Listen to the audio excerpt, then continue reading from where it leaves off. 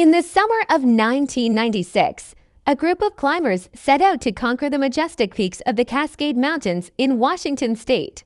Among them was a young woman named Emily, an avid mountaineer with dreams of reaching the summit of Mount Rainier. The expedition was well planned, with experienced guides and a strong sense of camaraderie among the climbers. However, as they ascended, the weather took a turn for the worse. A sudden storm rolled in, bringing heavy snowfall and fierce winds that made navigation treacherous. As the climbers struggled against the elements, Emily found herself separated from her group. Disoriented and exhausted, she pressed on, hoping to find her teammates. The storm intensified, and visibility dropped to nearly zero.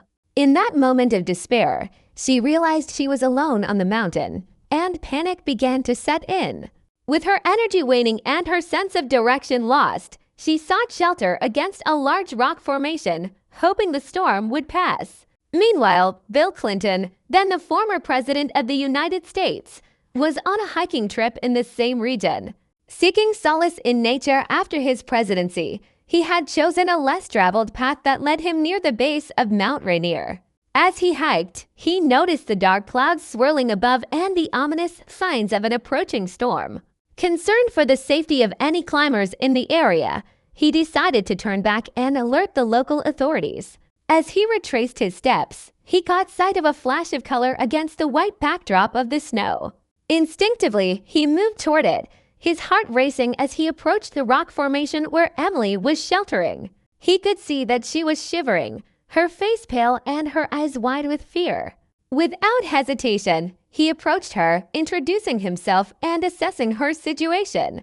She was cold and scared, but physically unharmed. Clinton quickly realized that they needed to find a way to safety. He wrapped his jacket around Emily, sharing his body warmth, and reassured her that they would make it through the storm together. They began to make their way down the mountain, Clinton leading the way with a calm determination that inspired confidence in Emily. He used his knowledge of the terrain, which he had studied before his hike, to navigate their descent. As they moved through the blizzard, they encountered numerous challenges. The wind howled and the snow piled up around them, but Clinton's leadership shone through. He encouraged Emily to keep moving, to focus on each step, and to trust that they would find their way. Along the way, they stumbled upon a small group of climbers who had also become disoriented.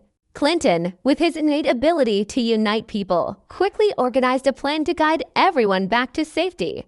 After hours of battling the storm, they finally reached a lower elevation where the weather began to clear. Exhausted but grateful, Emily and the other climbers were met by the rescue team that had been dispatched after reports of missing climbers. Clinton, having ensured everyone was accounted for, felt a sense of relief wash over him as he watched the climbers embrace their friends and family. In the aftermath of the adventure, Emily reflected on her harrowing experience. She felt immense gratitude towards the former president who had not only saved her life, but also reminded her of the importance of teamwork and perseverance in the face of adversity. Clinton, on the other hand, returned to his quiet life, knowing that sometimes the most significant moments happen when we least expect them, and that helping others is the greatest adventure of all.